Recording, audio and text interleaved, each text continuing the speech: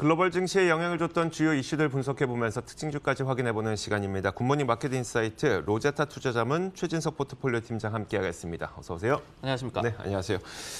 지난 금요일 미국 시장이 큰 폭의 상승을 기록한 이후에 이제 이번 주 월요일 첫 번째 시장은 좀 숨고르기를 하는 모습인 것 같아요. 사실은 이번 주 내내를 좀 보더라도 이벤트가 그렇게 많지는 않습니다. 그러면서 또 현지 시각으로 이제 월요일 장이기 때문에 좀 잠잠한 그런 장세가 연출이 됐는데 여전히 이제 미중 무역 합의 여부가 지배적인 이슈라고 좀 볼 수가 있겠죠. 네. 근데 이제 이 부분에서 역시 아직까지는 좀 혼재된 양상이 나타나니까 증시도 뚜렷한 방향성을 찾지 못하는 그런 모습이 나왔는데 이제 개장 전에는 주말간에 류어 중국 부총리와 그리고 로버트 라이트하이저 미국 무역대표 그리고 스티븐 무누신 미 재무장관이 통화를 했고 그리고 딜에 관련해서 건설적 논의를 했다라는 소식이 전해지면서 지난주 분위기가 그대로 좀 이어졌죠. 그러면서 이제 선물 시장 그리고 개장 전에 추가 상승에 대한 기대감이 좀 나왔었는데 하지만 이제 CNBC에서 트럼프가 이제 관세 철폐 미온적이라서 딜에 대한 중국 측 분위기가 다소 좀 비관적이다. 그러면서 이제 탄핵이라든지 아니면은 대선 이슈 같은 것들이 끼어 있고 그렇기 때문에 좀 기다려야 할 상황이다. 여기에 또 중국 측에서도 중국 경제 상황에 대해서 더욱더 좀 우려를 하고 또 신경을 쓰고 있다. 이런 보도가 나오면서 투심이 결국은 약화가 됐거든요. 네. 역시 아직까지는 뚜렷한 이슈가 없는 상황에서 무역 이슈가 지배적인 상황. 근데 이 부분에서 역시 아직까지는 좀 혼재된 양상이 나타난 게 오늘 증시가 더 오르지는 못한 그런 이유가 될 것 같습니다. 근데 이런 이유들 때문에 장중에 하락권에 머물기도 했었잖아요. 네. 근데 막판에 또 올랐습니다. 이건 어떤 현상이었을까요? 어떻게 본다면은 저희도 요 며칠간 계속 그런 모습들을 말씀을 드렸지만은 네네. 위험자산 전반에 대한 심리가 좀 많이 풀렸고 그러다 보니까 긍정적인 증시 분위기가 지수를 그대로 떠받치는 아니면은 뚜렷한 호재가 없어도 그래도 한 소폭 상승권으로 이끄는 그런 원인이 되고 있다라고 말씀을 드리겠는데요. 그림을 하나 보여드리도록 하겠습니다. 이제 도이치방크 등에서 이제 펀드 플로우를 추적한 그런 자료가 되겠는데요. 주식형 펀드로의 이제 자금 순유입 마이너스 그 채권형 펀드로의 자금 순유입이 이제 어떻게 됐느냐. 네네. 3주간의 추이를 계속해서 추적한 그런 수치가 되겠습니다. 근데 가장 오른쪽에 가장 최근 지표가 플러스로 이제 돌아섰음을 알 수가 있죠. 즉 주식형 펀드에 대한 이제 플로우가 순유입 쪽으로 더욱더 잘 돌다 보니까 이 채권형 펀드 대비해서 이 유입 폭이 플러스로 돌아섰다라고 말씀을 드릴 수가 있겠죠. 그러니까 이 표를 보면은 0보다 위에 있을 때는 주식형 펀드로의 돈이 더 많이 들어간다. 0보다 아래에 있을 때는 채권형 펀드로의 돈이 더 많이 들어간다는데 계속 채권형으로 많이 들어가다가 이게 가장 최근인 거죠. 가장 최근에 주식형 펀드로의 순유입이 나타났다는 거네요. 맞습니다. 로이터 자료를 보면요. 이제 13일 수요일 기준으로 보면은 주간 주식형 펀드에서는 여전히 38억 달러 정도 순유출이 됐고요. 네네. 그리고 채권형은 19억 달러 정도 순이입이 됐습니다. 근데 지금 그래프에서 보시고 계신 그런 수치는 3주간의 흐름을 네. 계속해서 추적해온 그런 상태이기 때문에 역시 이런 주간의 좀 부침은 아직까지는 있지만은 단기 흐름이 일단 위험자산 쪽으로 여전히 좀 쏠리고 있기 때문에 투자 심리를 좀 지지하는 역할을 하는 것 같습니다. 알겠습니다. 지금도 지수는 다우가 0.05% 상승, 네. S&P가 0.03% 하락 이 정도로 지수 자체는 굉장히 지지부진한데 업종별로는 어떨까요? 업종별로도 좀 이렇게 보합권인가요? 아니면 좀 극명하게 엇갈리고 있나요? 많이 좀 엇갈리고 있습니다. 지수 자체의 변동성은 제한적이지만은 업종별로는 그동안 못 오른 게 또 오르려고 하고 네. 또 많이 오른 거는 좀 차익 실현 매물이 많이 나오고 이런 좀 공방전이 치열하게 펼쳐지고 있는데 네. 오늘 같은 경우에도 이제 장중에 보면은 에너지가 한 마이너스 1% 이상의 좀 하락세를 기록을 했고 그리고 산업재나 헬스케어 업종이 좀 하락권으로 좀 돌았고요. 반면에 이제 필수재라든지 부동산 그리고 유틸리티 같은 경기 방어주가 오늘 좀 강세를 보였고 여기에 이제 커뮤니케이션 서비스라든지 IT 업종이 또 강세를 보였기 때문에 좀 정리를 하자면은 여전히 무역 이슈가 혼재 양상을 띠는 상황에서 최근에 양호한 위험 자산에 대한 심리 덕에 지수는 지지를 하거나 아니면 소폭 상승권으로 좀 유지가 됐다. 그 속에서 업종별로는 치열하게 어떻게 본다면은 어떤 이슈가 있다기보다는 네네. 그동안 얼마나 또 올랐나 아니면은 또 못 올랐나 이런 득실을 좀 따지면서 투자자들 간의 그런 흐름이 엇갈리고 있는 것 같습니다. 요즘에도 뭐 성장주냐, 뭐 방어주냐, 네. 아니면 뭐 이런 그런 논의가 계속 있는 만큼 순환매가 계속 나타나고 있는 것 같네요. 맞습니다. 알- 근데 또 네. 그게 큰 줄기로 딱 나눌 수 있다기보다는 워낙 뭐 개별 종목별로 또 업종별로 또 세부 업종별로도 흐름이 좀 엇갈리고 있는 것 같아요. 네, 알겠습니다. 자, 이번 주에 우리가 가장 주목해야 될 이벤트는 어떤 게 있을까요? FOMC 의사록이 좀 눈에 띄네요. 네, 그렇습니다. 20일 수요일에 FOMC 의사록이 발표가 됐는데 네. 이외에도 뭐 몇 개의 중요한 좀 경제 지표 그리고 연준 위원들의 연설 등이 좀 예정이 돼 있습니다. 그림을 보면서 좀 말씀을 드리면은 화요일에 이제 윌리엄스 뉴욕 연은 총재 연설이 예정이 돼 있고 주택 지표 발표가 있고요. 그리고 목요일에도 필라델피아 연은 제조업 지수 그리고 메스터 클리블랜드 연은 총재 연설 여기에 또 주택 지표. 금요일에는 이제 마켓에서 제조업과 서비스업 PMI를 발표하고 또 미시간대 소비자 태도 지수, 소비 심리에 대한 지표가 나오는데 역시 이제 시장의 가장 큰 관심사는 수요일에 발표되는 FOMC 의사록인 것 같습니다. 세 가지 정도의 주안점을 꼽아볼 수 있을 것 같은데요. 네. 첫 번째로 3번 연속 금리 인하를 한 배경, 그리고 두 번째로 반대표를 던진 2명의 의견이 구체적으로 어땠느냐, 그리고 세 번째로 금리 인상을 이제 인플레이션이 크게 좀 반등을 하기 전까지는 보류하겠다고 파월 의장이 밝혔는데 네네. 과연 이 부분에 대해서 연준 위원들은 좀 의견을 일치하고 있었느냐 이 세 가지를 좀 시장에서는 많이 볼 것 같습니다. 노무라에서는 여기에 또 더해서 10월 말 FOMC뿐만이 아니라 이제 10월 4일에 연준 위원들 간의 국채 매입 재개와 관련한 논의를 했습니다. 근데 네. 이것과 관련된 내용도 의사록에 좀 나오지 않을까, 좀 힌트가 나오지 않을까 이렇게 얘기를 하면서 또 한 가지 또 초점을 맞출 부분을 또 얘기하고 있었습니다. 국채 매입을 재개한다는 거는 물론 연준 측에서는 우리는 양적 완화를 하는 건 네. 아니야라고 계속 주장을 하고 있지만 어쨌든 국채를 매입하게 되면서 자금이 좀 풀리게 되는 효과가 있다는 거죠. 그 부분을 정확히 좀 지적을 할 수가 있을 네네. 것 같거든요. 연준에서는 이게 양적 완화가 아니라고 해명을 했죠. 근데 네네. 이제 노무라에서 얘기하는 것도 이번 의사록에서 어떤 양적 완화에 대한 논의, 대체대표 확대에 대한 논의, 네네. 아니면은 부양에 대한 구체적인 논의가 만약에 또 있었다면은 이게 단순히 금리 인하 인상에 대한 이슈뿐만이 아니라 이제 또 이 양적 완화 쪽으로 또 시장의 관심을 그러니까요. 옮겨갈 수도 있는 거 아니겠습니까? 그런 부분을 또 얘기를 하고 있었습니다. 만약에 그런 식으로 나오게 되면 우리는 좀 어떻게 받아들여야 될까요? 그러니까 양적 완화를 안 한다고 주장을 하는 거는 경기가 계속 좋다는 것을 좀 근거하기 위함인데 이건 시장이 보기에 이거 양적 완화다. 그럼 경기가 안 좋다고 받아들이면서 시장이 좀 안 좋아질 수도 있는 걸까요? 아니면 양적 완화를 하니까 돈이 풀리면서 우리는 시장은 더 좋아질 거야. 이런 식으로 받아들이는 게 좋을까요? 일단은 지금 보면은 이 연준에서 분명하게 좀 유동성 조절 정도의 의미라고 얘기를 하고 있고 네네. 또 경기 측면을 말씀을 해주셨는데 연준에서 경기를 계속해서 좋게 얘기를 하고 있죠. 네네. 파월 의장도 최근에도 미국 경제가 상당히 좀 좋다라고 얘기를 그러니까요. 했고 그렇기 때문에 오히려 지금 상황에서 본다면은 과도하게 경기에 대한 우려를 나타내면서 만약에 이런 국채 매입을 좀 의미를 부여했다. 이러면은 시장이 좀 불안해할 수 그렇겠네요. 있겠죠. 네. 하지만은 뭐 꼭 그럴까? 지금 경기에 대해서 연준의 최근의 스탠스가 상당히 좀 긍정적이었는데 굳이 뭐 갑자기 그렇게 변했을까라는 또 생각도 드네요. 의사록을 확인해 보면서 무슨 이유 때문에 이런 결정을 했는지까지 봐야지 이제 네. 우리도 시장 반응을 좀 예측할 수가 맞습니다. 있습니다. 알겠습니다. 자, 어닝 시즌에 대해서도 한번 짚어볼 텐데 뭐 거의 다 끝났다고는 하지만 그래도 좀 관심권에 들어오는 눈에 띄는 종목들이 아직 실적 발표를 안 한 기업들이 좀 있네요. 지난주까지 이제 S&P 500 기업의 92%가 실적 발표를 마쳤다고 하거든요. 네. 근데 여기에서 EPS를 서프라이즈를 기록한 비율이 75%를 일단은 양호하고요.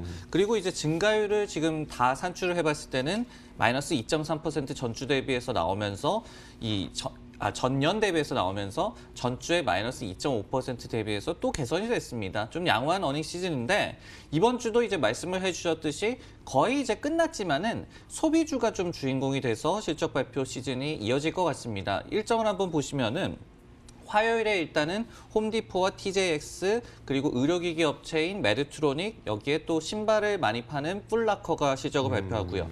수요일에는 이제 타겟, 로우스 그리고 이제 CRM 즉 서비스 이 인프라 소프트웨어 네네. 기업이죠. 세이지포스가 실적을 발표를 하고 또 목요일에도 메이시스라든지 노스트롬, 갭 같은 실적 발표가 예정이 돼 있기 때문에 역시 이제 미국에서 소비가 얼마나 또 좋았냐 이 부분을 또 가늠할 수 있을 것 같습니다. 홈디포는 그 인테리어? 인테리어 업체, 뭐 타겟은 이제 소매 업체, 메이시스, 노드스트롬은 뭐 백화점, 뭐 이렇게 볼 수가 있을 텐데, 자 이런 기업들 중에 어느 기업을 우리는 좀 눈여겨봐야 될까요? 타겟을 한번 좀 주목을 해보면 네네. 어떨까라는 생각이 들거든요. 타겟이 이제 월마트와 코스트코에 이은 3위 대형 할인 업체인데 약간 고급 이미지가 강하다고 하죠, 현재에서는. 근데 이제 석 달 전에 실적을 발표를 했고 그때 실적이 좋았기 때문에 하루에 주가가 20% 상승을 했었습니다. 그러면서 이 기업 기준으로 일간 최대 상승폭을 기록을 했었거든요.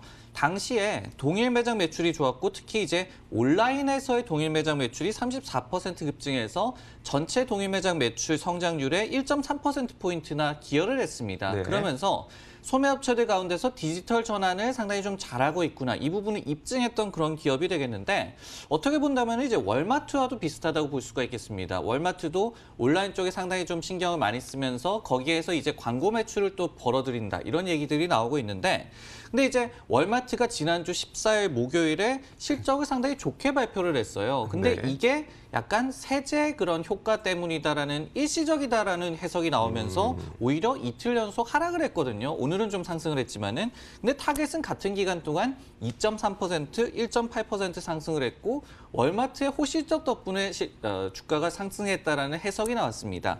그만큼 이제 타겟에 대해서는 심리가 좋다라는 얘기가 되겠는데 실제로 이제 최근 석 달간의 EPS 전망치에 대한 상향 조정이 11건, 하향 조정이 6건. 좀 전망도 좋기 때문에 타겟의 실적이 또 한번 이제 소비 심리에 대해서 네. 힌트를 주는 또 아니면은 긍정적인 모멘텀을 줄 수 있는 이런 요소가 될 수 있을 것 같습니다. 현지 시간으로 11월 20일에 타겟의 실적이 발표가 되니까 21일에 저희가 이 시간을 통해서 타겟 실적도 아마 확인할 수가 있을 것 같네요.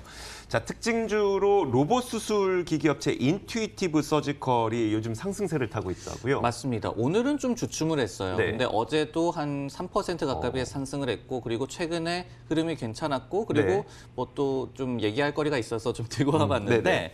이제 인투이티브 서지컬 같은 경우에는 로봇 수술 기기 부문의 1인자 글로벌 점유율 80%를 기록하고 있고 연간 로봇 수술 횟수만 100만 건 이상 그리고 연매출이 한 40억 달러 정도 시총이 70조 원 정도 되는 상당히 좀 대기업입니다.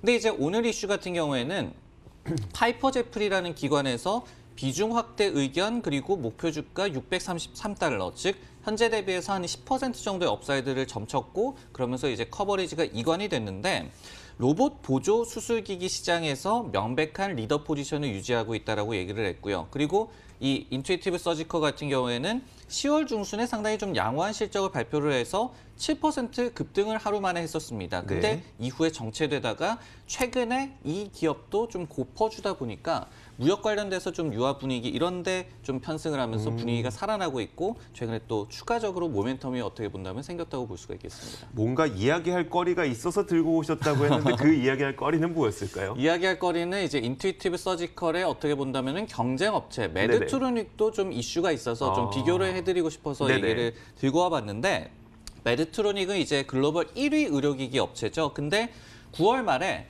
인투이티브 서지컬의 이제 다빈치 시스템에 필적할 휴고 수술 시스템을 발표를 했습니다. 네. 근데 이때 사실은 휴고가 좀 실망스러웠다라고 얘기가 나오면서 오히려 인투이티브 서지컬의 주가가 상승을 했다. 이 부분도 과거에 제가 말씀드렸던 그런 기억이 나거든요. 네. 근데 이제 메드트로닉에 대해서 투자 정보지 밸런스에서 긍정적인 투자 의견을 유지를 하는 그런 기고문을 내놓았습니다.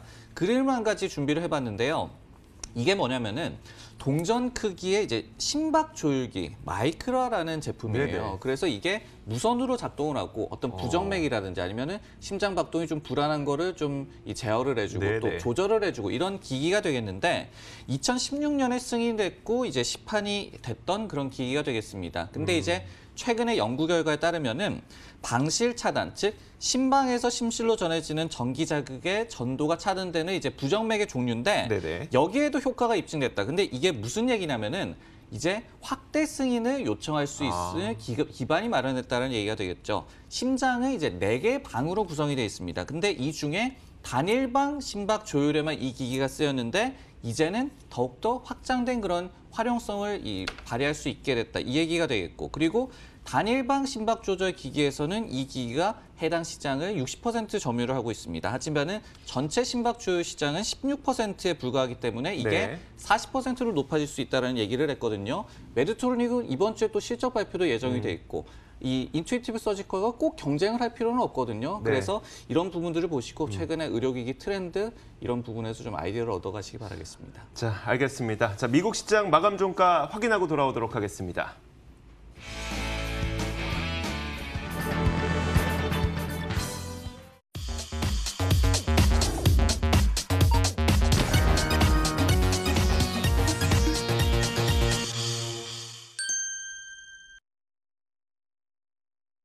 저희가 정말 알차게 시간을 다 쓰다 보니까 15도 좀 보기가 어려웠었는데 어쨌든 뭐 미국 시장 지금 마감이 됐습니다. 11월 18일 미국 시장이 모두 다 마감이 됐고요.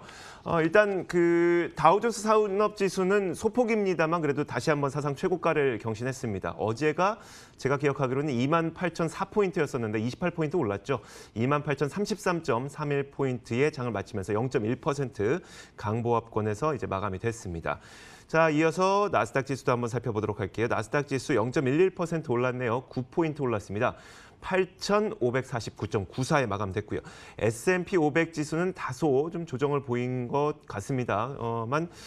지금은 아직까지는 뭐 강보합 정도로 보이는데요. 0.04% 강보합권에서 3,121.75포인트의 장이 마감한 것으로 보입니다. 자, 3대 지수 모두 상승 마감을 했습니다. 시장에 대한 평가부터 한번 총평을 드려볼게요. 어떻게 본다면은 좀 안 좋았을 수도 있는 그런 시장이 되겠죠. 네. 가장 중요한 무역 이슈에 대해서 중국 쪽에서 좀 안 좋은 소식이 나왔기 때문에 그런데 네. 그래도 역시 최근에 그런 분위기를 반증을 하듯이 전략 후강의 장세 이런 부분들이 일중으로 보더라도 좀 고무적이었다라고 평가가 되겠고요. 역시 이제 지수가 상승폭이 좀 제한적인 거는 역시 최근에 사상 최고치를 계속 또 경신을 하고 있기 때문에 이런 데 대한 피로감도 뭐 작용을 하고 있다고 볼 수가 있겠습니다. 알겠습니다.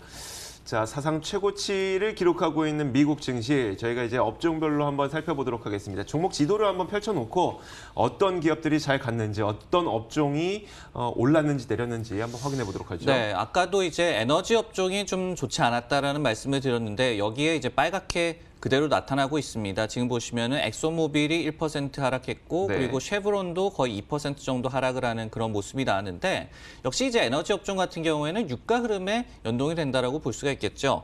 반면에 이제 여기 보시면은 극명하게 또 초록색으로 표시된 부분이 이제 커뮤니케이션 서비스 부문, 이 아마존이라든지 아니면 디즈니라든지 이런 부분들이 좀 좋은 모습을 보였는데 디즈니 같은 경우에는 이제 디즈니 플러스에 대한 가입자가 1,000만 명을 돌파했다는 소식이 전해지고 주가가 많이 튀었죠. 네. 근데 한 이틀 동안 좀 하락을 했었는데 역시 다시 한번 좀 제자리를 찾는 모습이 나왔고 그리고 넷플릭스도 동반 상승을 했습니다. 거의 3% 가깝게 상승을 했는데 넷플릭스는 최근에 디즈니 플러스의 호조에도 불구하고 콘텐츠와 관련해서 어떤 새로운 계약을 체결한다든지 아니면은 또 자신들의 오리지널 컨텐츠를 강화를 한다든지 이런 내용들이 좀 많이 나오고 있습니다. 이런 부분에 시장이 좀 긍정적인 평가를 내리는 것 같고요. 그리고 지금 보시면은 엔비디아가 오늘 주가가 좀 많이 상승을 했습니다. 그러네요. 4%나 상승을 했는데 화웨이에 대한 제재 유예를 연장을 해주겠다 이런 보도가 나왔음에도 불구하고 오늘 반도체주의 흐름은 좀 지지부진했습니다. 근데 엔비디아 같은 경우에는 지난주에 실적을 발표를 했는데 지난 분기 실적은 괜찮았는데 가이던스 부분에서 다소 좀 실망감을 안겼습니다. 그러면서 어제는 2.6% 정도 주가가 하락을 했었거든요. 근데 이제 IB들의 해석이 역시 가이던스는 다소 좀 보수적으로 제시한 것뿐이지 어떤 뭐 데이터 센터 부문의 업황 회복이라든지 이런 모멘텀은 여전하다라고 목표 주가를 쭉 올렸습니다. 그런 네네. 부분들이 오늘 엔비디아는 반도체주의 좀 부진한 흐름 속에서도 아웃퍼폼하는 그런 비결이었다고 보여집니다. 알겠습니다. 말씀하셨던 것처럼 같은 업종 내에서도 종목별 흐름이 굉장히 엇갈리는 모습이 나타나는데 뭐 그러니까 반도체 부분에서 엔비디아는 이렇게 크게 올랐지만 네. 뭐 자일링스라든지 아니면 또 뭐가 있을까요? 어플라이드 마이크론도, 머티리얼즈 뭐 이런 기업들은 좀 조금 올랐고. 그렇습니다. 마이크론도 장 네. 초반에는 굉장히 좀 많이 오를 것처럼 했거든요. 네네. 근데 이제 역시 화웨이 이슈와 관련을 해서도 시장이 좀 어떻게 본다면 둔감해진 것 같습니다. 정말 종목별로 좀 접근을 해야 되는 그런 시기가 또 아닌가 싶기도 하고요. 알겠습니다. 자, 이렇게 11월 18일 월요일 증시 마감 종가까지 확인해 봤습니다. 로제타 투자자문 최진석 포트폴리오 팀장 함께했습니다. 고맙습니다. 네, 고맙습니다.